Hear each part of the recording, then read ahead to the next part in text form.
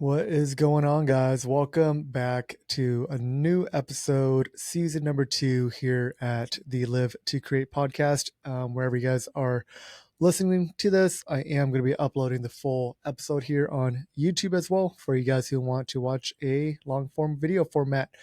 It's probably been a little over 3 years since my last episode here on the podcast, but something in me told me to bring it back to life this week, and here we are. This episode, I'm going to be diving into the raw truth of entrepreneurship, the highs, lows, and the rewards of being your own boss. Hopefully diving into some relatable stuff for you freelancers out there, business owners out there who are going through the journey of entrepreneurship. Some of you guys might be struggling. Some of you guys are maybe riding the momentum and at an all-time high right now. But there's always going to be ups and downs throughout this journey when we're, our own boss. But the reward, hopefully, is worth it. But appreciate everybody who is still tuning in to this podcast, wherever you are finding it. And let's dive right into it. So the hidden challenges of leadership. I feel like the last 2 to 3 years, I've been stepping into the role of being a leader in my own business now that we have more people on the team the past few years versus when it was just myself, when I was a solopreneur, wearing all the hats myself, one man show, whatever you want to call it. There was little to no delegation. I didn't have to figure any of that out.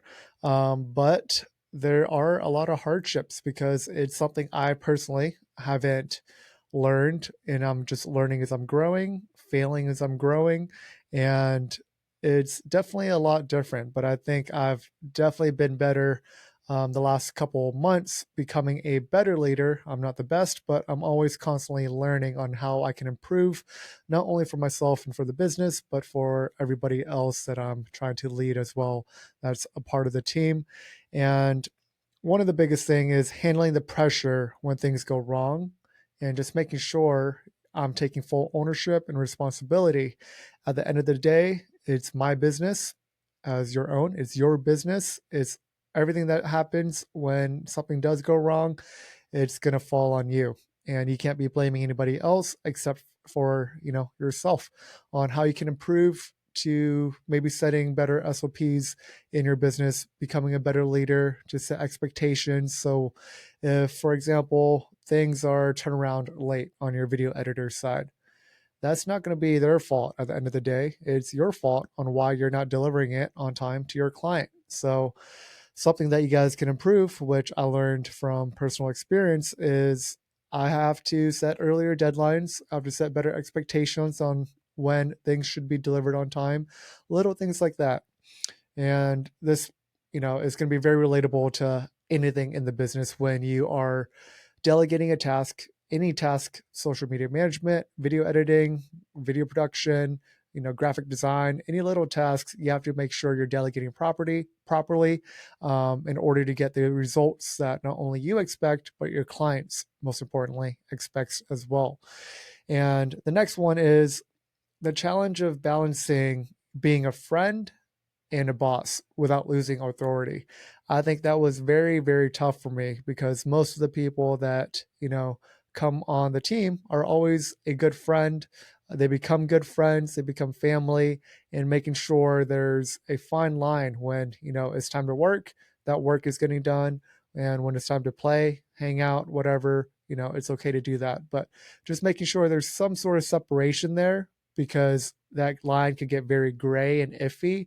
And then as a leader, you might not delegate as much anymore because you have too friendly of a relationship when work is supposed to get done. In return, that's going to hurt your business. It's going to hurt the results that you generate for your clients and the overall experience. So maybe just setting some boundaries, I think, is very important. I think a lot of you guys out there do bring on contractors or still partner with a lot of friends in the industry, which is great. And I'm all for it, but just making sure there's, expectations and boundaries between the friendship and then, the boss contractor slash employee employer boundaries as well. And then next up is another hardship people don't really talk about is pressure to always deliver. I think constantly feeling the need to grow or maintain the business without a safety net is something that's not really talked about a lot. I think we're always in the phase of wanting to get more clients, wanting to grow our business, wanting to make more money, wanting to scale a team. At the same time, maybe your business isn't profitable. Maybe you're spending too much. And now you're either just breaking even, or in a worst case scenario, you're in the red and in a negative and not making any money. I think that's one very important thing that I had to learn was if you're making more money, you don't have to be spending all that money because now you have no safety net. When your business starts to slow down, when it does slow down, now what? You have higher expenses, you're paying more people on the team, you're spending more on things that you shouldn't be spending money on. Maybe it's equipment that's not necessary, just random ass expenses. And now, when things start to slow down, your safety net is a lot smaller than what it could be. So, the whole point of running a business is making sure you're running a profitable business. If your business isn't profitable, it's a super expensive hobby, and you're just, spending all this time growing something and not making money. Your business should be making money, should be profiting to make sure it's a healthy business. And that's one thing I am trying to improve on these next few months is I've had stages in my business where things grew very fast. We scaled at a fast rate.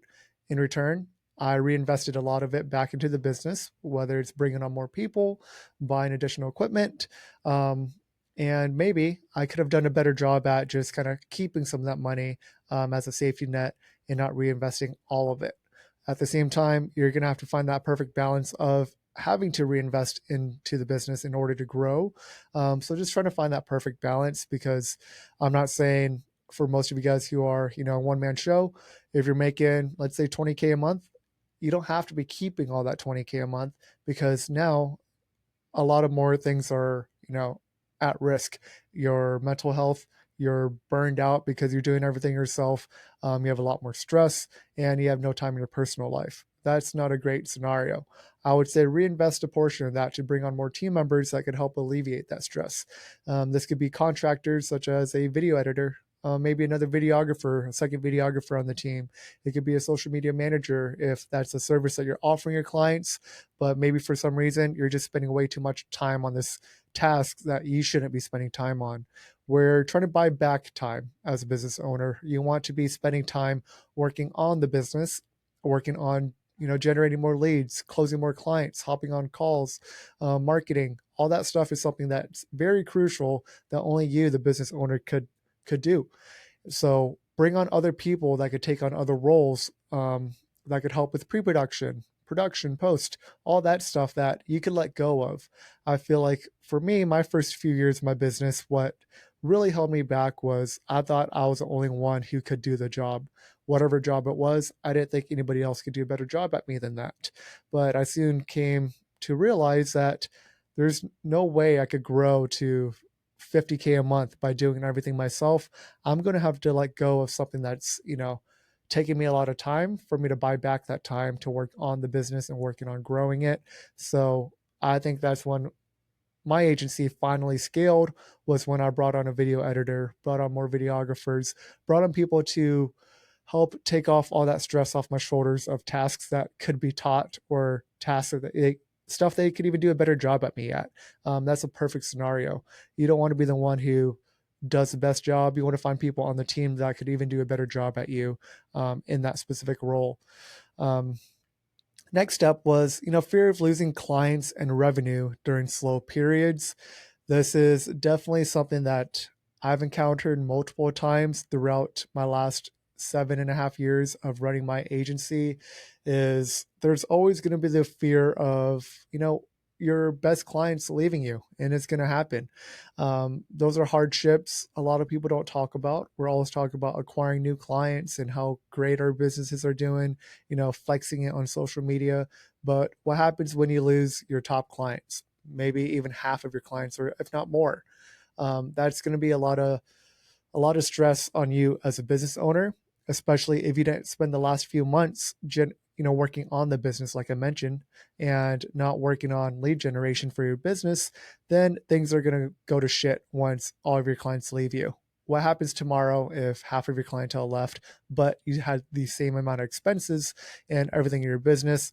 Imagine the amount of stress that you're going to go through as a business owner and the amount of revenue loss during that time period. These are just hardships we are going to have to go through or will go through. Hopefully not, but it can happen and it does happen. How are you going to push through those moments? I think you just have to be very mentally strong in order to go through this journey. It's not for everybody. You're going to learn as you go, but the reward is definitely going to be worth it if you can, push through the low periods, the slow periods of your business and that those seasons in order to see the momentum pick back up and get in that growth period as well. Next up is internal struggle with self-worth and tying it to business performance. Maybe some of you guys out there might think you're not doing enough. Maybe your business is slow and you're just kind of shaming yourself for not doing anything.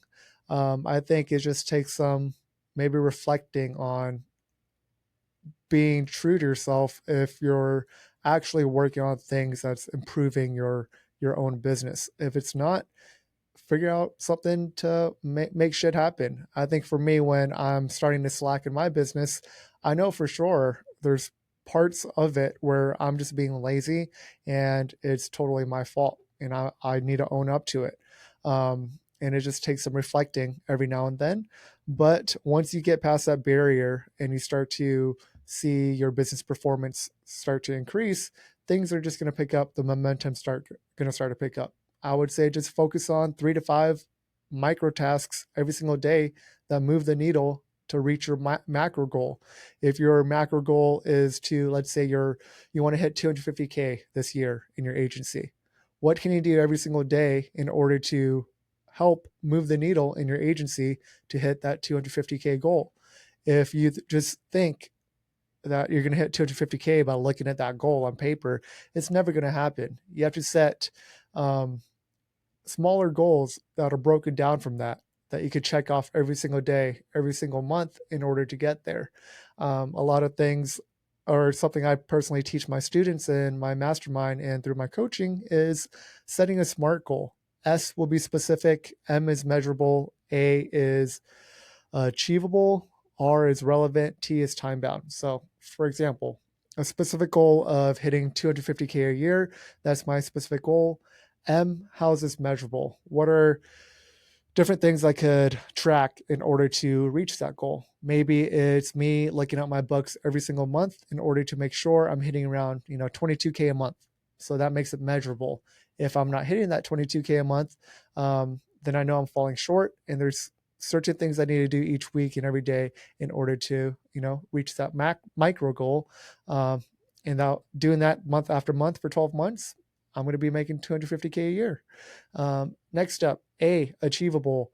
You want to make sure this goal that you set for yourself is still a big goal, but it has to be attainable and within reach. So if I'm just starting out right now, starting out my agency today, and my goal is to hit $1 million by the end of the year, that's probably not achievable. But if you're making, let's say, 150K a year right now, and your goal is to hit $250,000, that's for sure is achievable, and that's within reason. Next up is R, relevant. How is this goal relevant to my agency, maybe to my pillar, which is business in my life, making sure it's relevant. And T, time bound, to wrap this up, is making sure you set a time sensitive date to this goal. So I want to hit $250,000 in revenue by the end of the year, December 31st, 2025. So now you set a end time frame to when you're going to actually reach that goal, rather than keep it open-ended. And now from there, we just reverse engineer the process of my macro goal is to hit 250K a year. Monthly, I need to hit around 22K a month. What can I do every day in order to reach that goal of 22K a month? I need to work on my lead generation. I need to generate more leads in my business. And in order to do so, I might start running paid ads and social ads for my agency to generate more leads, to close more business, things like that. Next up, um, other worries that, maybe people who have a full-time job or a 9 to 5 don't have to really worry about is a big thing is the uncertainty of income. Um, People who have a corporate job know how much money is coming in. They're on salary, they're making X amount a year after taxes. Let's say they bring home 5K a month. Great. As a business owner, what you put in is what you get out. If you're not working on your agency every single day, you're not going to make any income for your personal. And it's just how much work you put in, like I mentioned. And that way you can make it a little bit more predictable because as a business owner, most of the time, how a lot of people are running the business, it can be very unpredictable cash flow. And there's no guarantees, especially in the early stages. But as you set up more systems, have proper lead generation systems in place, I could expect I'm going to be getting 100 leads this month. I know for sure I could close about 10 of those, 15 of those. And in return, my average, um, order value of those clients are around 2 to 5K. So I know if I do this, this is going to happen. I'm going to make this. So that makes it a lot more predictable. But there's no guaranteed paycheck. Next month, like I mentioned, all your clients could fall off and now you're making $0. What are you going to do then versus having a 9 to 5 job? I know for sure I'm making, 5K a month every single month take home, and I can manage my expenses that way. But that is just one of the hardships that come with entrepreneurship and just being smart with your money. I think people don't really talk about money in the agency world. Just being smart with your money, not spending it all, is definitely going to be very, very important. Next up, let's talk about how lonely it is at the top. As a business owner, not many people could relate to you unless you're hanging around other business owners. There's a lot of worry that comes with it, a lot of just loneliness in general in the journey of entrepreneurship. There's going to be a lot of times when business is slow that your mental health starts to deteriorate, and it's how you get through those times. And sometimes it just might be by yourself, but the most important thing I tell people and my students is you have to have a support system. This could be a good friend, it could be your spouse, it could be a family member, it could be your mentor, it could be a group of creatives that you kick it with every week, some sort of support group that you could talk to. I think when you just hold everything in, all that shit's going to build up inside and you're just going to fuck yourself up. So I would say for sure, find some sort of support system, whether it's a mastermind, a group of creatives, having your spouse to talk to, and just being open about your, feelings and situation. I think as men and people in general, you might just hold everything in and just try to put on a smile and pretend you're fucking tough, but that's not going to go well. So make sure you have a support system, people you could actually talk to, because when things are slow, when you're at a lonely point in your life, you just need good people around you. But on the flip side, the big reward of being your own boss, we just talked about a lot of hardships that, people might not talk about in becoming a business owner. But the reward is number one, freedom and flexibility. You get to dictate your own schedule. You get to prioritize your family when you want to. And when you need to, you set your own hours, and there's no one telling you what to do. You tell yourself what to do, whether it's me wanting to stay home all week because I want to, or on a negative standpoint, if I'm not doing anything all week, that's going to hurt my business as well. So finding that perfect balance of work-life balance, if there's such a thing, I think making sure you're putting in effort to balance out both your personal life and work life every day is crucial, because you don't want to be going full send in your business and now your personal life is hurting. Whether you have a family, kids, or just yourself in general, it's going to take a toll on those relationships. But let's continue talking about the positives. I think being able to, for the most part, work from anywhere, depending on if you're a travel business owner or videographer. That's great. You get to pick up, leave, find clients anywhere, shoot content, edit anywhere. That's pretty cool. Half of us here, I think, have clients in person, which might be a little bit more tough to do. But I think be able to dictate your own schedule is the biggest thing. For me, for example, yesterday, I just wanted to work a half day. I wanted to go home, hang out with Gray, and just do some dad stuff because I got some work done. I had a group coaching call with my mastermind, filmed some videos for my upcoming course, and I just wanted to, end it there and go home. So I didn't have to report to anybody to do so.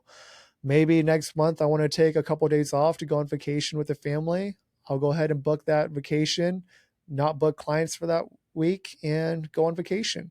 I think that's the beauty of being your own boss, if you're responsible about doing it. Next up is having creative control and building something meaningful. Um, I think most of us start in this, creative business route and agency world because we love being a creative. We have a huge passion for, shooting content, producing content for our own personal stuff, shooting content for clients. And by the time we finish putting all these, hours into it, we create something that we're actually proud of. And I think having meaning in what you do as a business owner is very, I guess, underlooked, not talked about. When you have people out there going to a 9 to 5 job that they fucking hate, but we're out here shooting content, having fun with clients, and it's super meaningful. I think having that passion for what we do and making money from it, is something that's, an awesome thing to be to tell my wife that I went to work today, shot some content, met some cool people, did some fun shit and made some money doing it. That's very cool when maybe she's at home working a job that she hates and reports to her boss that she doesn't care for. I personally can't imagine myself doing that. So for you guys who are still sticking it out as a business owner, trying to make this happen, that's fucking amazing. Last up is, the rewards of actually scaling, be able to create more revenue streams from your business.